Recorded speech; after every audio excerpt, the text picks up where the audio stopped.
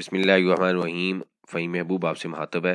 आज का जो हमारा टॉपिक है इस लेक्चर का, उसमें जो एक बड़ी मिस्टेक है जो हम कर रहे हैं उसको हम डिस्कस करेंगे, जिसकी वजह से टेम्परेरी तौर पे जो रिटर्न है वो तो सबमिट होगी और आउटपुट टैक्स भी कम होगा, लेकिन वो अल्टीमेटली वो आउटपुट टैक्स जो रिडक्शन एक मंथ में हुई है वो अगले महीने जाके नेक्स्ट रिटर्न में जाके हमारे इनपुट टैक्स को रिड्यूस कर रही है।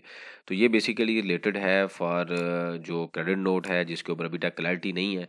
और अगर हम इनवाइस मैनेजमेंट सिस्टम पे आएँ तो पहले हम थोड़ा सा इसको स्टडी कर लेते हैं कि इनवाइस मैनेजमेंट सिस्टम पे इससे पहले जो ओल्ड पोर्टल था वहाँ पे जब हम क्रेडिट नोट एंटर करते थे तो ये हमारे सामने एक नया पोर्टल है, हम जो नया सिस्टम है उसकी मैंने ये मेन जो ऐड इनवाइस मैनेजमेंट का जो पोर्शन है वो ओपन किया है।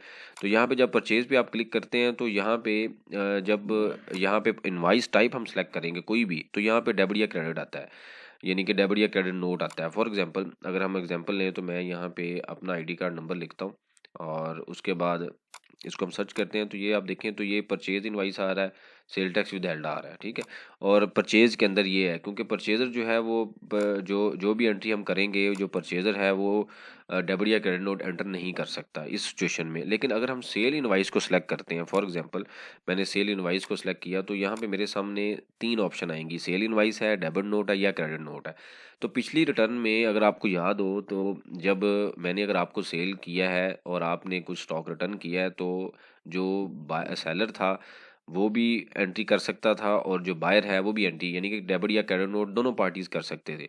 लेकिन अब इस सिचुएशन में उन्होंने एक तो विंडो को लिमिटेड कर दिया है कि सिर्फ और सिर्फ सेलर एंट्री करेगा, यानी कि वन विंडो है, सिर्फ सेलर एंट्री करेगा, बायर एंट्री नहीं कर सकता। Number one. नंबर टू, अगर आप आपने किसी अनरजिस्टर्ड को सेल की है, सिस्टम आपको अलाउ तो करेगा कि आप जनाब क्रेडिट नोट एंट्री करें और उसकी एंट्री करने से उस महीने अगर 50 लाख की आपकी सेल है और 50,000 रिटर्न हो गया पिछले माह की, तो आप उसमें एंट्री करें और इसमें कोई डेट भी मेंशन नहीं है। 180 डेज़ का जो रूल है एक तो वो भी यहाँ पे नहीं है कि 180 डेज़ में आप क्लियर कर सकते हैं, तो वो भी एक रूल मेंशन नहीं है। इसका मतलब ये हुआ कि लेजिस्लेशन जो लॉ है उसके अंदर तो है 180 डेज़ के अंदर आप चेंजिंग यानी कि क्रेडिट नोट या डेबिट नोट इशू कर सकते हैं।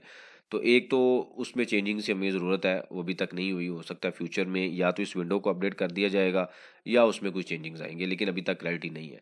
जो मेन जो चीज़ इस पॉइंट पे इस लेक्चर में हमने डिस्कस करना है वो ये है कि जब आप क्रेडिट नोट एंट्री करेंगे, क्रेडिट नोट की एंट्री करते हैं, तो क्रेडिट नोट की एंट्री से आपका टेम्परेरी तौर पे जो इनपुट टैक्स है वो तो रिड्यूस होगा, लेकिन होगा क्या, अगले महीने जाके ये मैंने जनवरी की, चूँकि रिटर्न अभी ओपन हो गई है तो मैंने जनवरी की रिटर्न ओपन की तो ये आपके सामने बैलेंस आ रहा है 7A in admissible input tax credit in term of section 72A1 read with section, यानी कि जो डेबिट या क्रेडिट नोट के थ्रू टैक्स को रिड्यूस किया गया है, आउटपुट टैक्स को, उसको इसने क्या किया है इस महीने ऐड लेस कर दिया इनपुट से। अगर आप देखें तो ओपनिंग इनपुट है 115 मिलियन और क्लोजिंग इनपुट आ रहा है 111 मिलियन।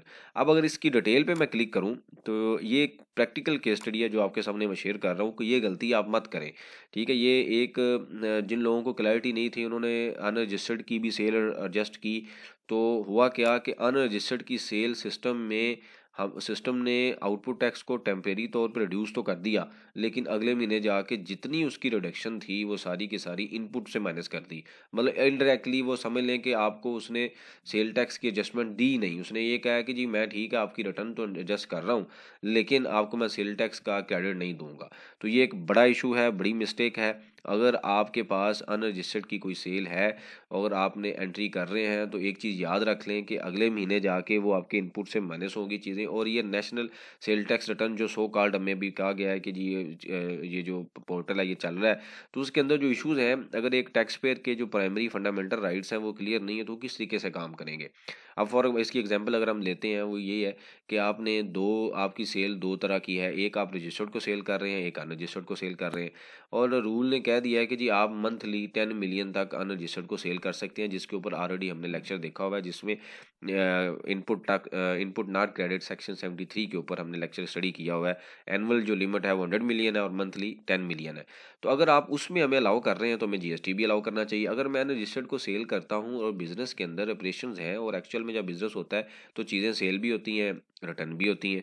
तो मुझे अगर रिटर्न के ऊपर एक बार मैंने अगर सेल करके 17% पे किया और रिटर्न के ऊपर मुझे उसकी एडजस्टमेंट नहीं मिलेगी, तो इसका मतलब क्या है? मैं तो दोबारा अपनी जेब से पे करूँगा। ठीक है, इसको एक प्रैक्टिकल एग्जांपल के थ्रू हम स्टडी करेंगे। वैसे अभी कॉन्सेप्ट आप ज़हन में रखें, वैसे हमने ऑलरेडी एक लेक्चर से उसके ऊपर डिस्कशन की हुई है बड़ी डिटेल में। तो अब अगर मुझे उसकी एडजस्टमेंट नहीं मिलेगी, तो जब मैं 1 लाख की चीज़ सेल की, 50 रिटर्न हुआ, तो जब मैंने 1 लाख की सेल की तो मैंने 17,000 पे किया। अब टेक्निकली जब मुझे 50 रिटर्न हुआ तो मुझे 8500 जो था 50 के ऊपर 17 वो रिफंड होना चाहिए, मतलब मेरे इनपुट टैक्स में ऐड होना चाहिए। अब उस महीने क्या हुआ कि जिस महीने आप एंट्री करेंगे वो आपका आउटपुट टैक्स तो माइनस हो जाएगा, लेकिन ये आपके सामने प्रैक्टिकल एग्जांपल है कि अगले महीने जाके जनाब उसने क्या किया, उसने ये लिख दिया है। ये आप देखें तो सारे के सारे जो हैं वो क्रेडिट नोट ये अनरजिस्टर्ड के हैं, आईडी कार्ड के ऊपर है और दिसंबर के महीने के हैं और तकरीबन 4 मिलियन से उसने सारा डिसअलाउ कर दिया है। तो अगर आप, ये प्रैक्टिकल एग्जांपल है, अगर आपको कोई इशू फेस आप कर रहे हैं या आपकी कोई रिटर्न है अनरजिस्टर्ड की, तो मेरी ये सजेशन है कि उसको आप एडजस्ट मत करें।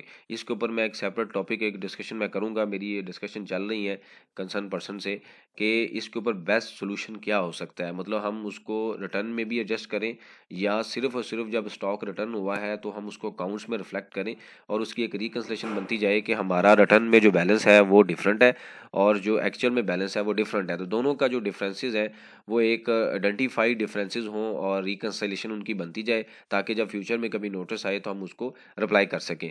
तो अब इस सिचुएशन में मैं अनरजिस्टर्ड की जो रिटर्न है वो एडजस्ट नहीं कर सकता, मेरे पास तो कोई ऑप्शन ही नहीं है। मैं सिस्टम मुझे अलाउ तो कर रहा है कि एडजस्ट करें, लेकिन वो अगले महीने उसका इनपुट टैक्स मुझे क्रेडिट नहीं दे रहा, उसका डिसअलाउ कर रहा है। तो ये मेरे लिए तो डबल नुकसान हो गया कि मैंने एक पहले रिटर्न ली, उसके ऊपर बिजनेस के ऊपर लॉस दिया होगा, ऑब्वियसली कुछ लॉस हुआ होगा, कोई ट्रांसपोर्टेशन कॉस्ट कुछ भी हो सकता है, टाइम हो सकता है, टाइम वैल्यू ऑफ मनी हो सकता है, कोई उसमें कुछ भी आप चीज़ें कह सकते हैं कि उसमें डिफरेंस हो सकती हैं, प्रोडक्ट की डैमेजेस हो सकती हैं। तो उसके बाद दोबारा जब मैं सेल करूंगा दोबारा फिर मैं जीएसटी पे करूंगा। तो अगर कुछ बिजनेस में तो जैसे डिस्ट्रीब्यूटर है, होलसेल है ना, उनमें तो जीपी इतना नहीं होता, 10% 5% जीपी होता है, तो उससे सेल टैक्स जो है 17% है। तो बिजनेस का सर्वाइवल किस तरीके से मुमकिन होगा, तो ये अभी तक क्वेश्चन है जिसके ऊपर एफबीआर टीम भी क्लियर नहीं। मैंने इसके ऊपर बेतहाशा ईमेल्स की हुई हैं और कोई पॉजिटिव रिस्पांस नहीं आया। अब मैं सोच रहा हूँ इसके ऊपर मैं एक लेटर लिखूं और जो कंप्लेन सेल है उस पर भी मैं कोशिश कर रहा हूँ कि सारी को रिप्लिकेट किया जाए। और मेरी सिर्फ आपसे सजेशन ये है कि आप सब लोग मिलके अपने अपने एंड पे वहाँ पे कंप्लेन लाजमी लॉन्च करें इस टॉपिक के ऊपर कि टैक्स पेयर को ये इश्यूज आ रहे हैं, या तो कानून चेंज कर दें, और जब कानून चेंज होगा तो हमें भी पता होगा, अनरजिस्टर्ड को भी पता होगा कि भाई ये रिटर्न नहीं हो सकती। लेकिन अगर रूल चेंज नहीं है, कानून चेंज नहीं है और सिस्टम हमें अलाउ नहीं कर रहा, तो इसके ऊपर तो एक जैसे पॉइंट ऑफ सेल का भी स्कैम एक चल रहा है रिफंड वाला, इसी तरीके से ये स्कैम एक शुरू हो जाएगा। अब एक बंदा है जिसने पिछले महीने कुछ सिस्टम ने अलाउ किया और रिटर्न एडजस्ट कर ली, लेकिन अगले महीने उसको 4 मिलियन का इनपुट टैक्स का क्रेडिट डिसअलाउ कर दिया गया। तो ये कौन सा रूल है? हम ये सिर्फ क्वेश्चन कर रहे हैं, हमें इस चीज़ का आंसर नहीं मिल रहा। तो इससे रिलेटेड कोई क्वेश्चन हो आप कमेंट्स बॉक्स में मेंशन करें, उसके ऊपर हम ऊपर डिस्कशन करते हैं।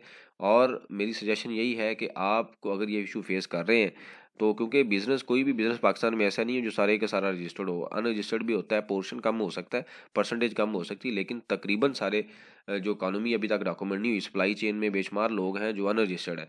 तो उनको अगर आपने सेल किया है, रिटर्न करेंगे, तो अगर आप रिटर्न में उनको उनको सपोर्ट नहीं करेंगे तो ये आपके बिजनेस को अफेक्ट करेगा। और अगर आप इस रिटर्न में उसको नहीं लेंगे तो आपका जीएसटी इम्पैक्ट होगा। तो ये एक ऑपरेशनल इश्यूज है जिसके ऊपर हमें एक क्लैरिटी मिलनी चाहिए, जो कि अभी तक नहीं मिली। तो आप सब लोग, अगर आपसे रेलिवेंट कोई चीज़ें आप समझते हैं कि ये आपको इश्यूज आ रहे हैं, तो इसको हाईलाइट करें, ताकि जिस तरीके से हम ऑलरेडी जब रिटर्न पोर्टल स्टार्ट हुआ तो हमने काफ़ी इश्यूज हाईलाइट किए, काफ़ी ईमेल्स की, तो उसमें टाइमली हमें रिस्पॉन्स मिलता रहा। तो हमें एक उनकी तरफ से एक, हमें हमारी तरफ से एक प्रेशर तो बिल्ड होना चाहिए कि हमें ये इश्यूज हैं। लेकिन अगर हम सिर्फ डिस्कशन करेंगे और उसके ऊपर कोई एक्शन नहीं लेंगे, तो फिर मेरा नहीं ख्याल इसके ऊपर कोई टाइमली रिस्पॉन्स लिया जाएगा। थैंक यू वेरी मच, जज़ाकल्लाह।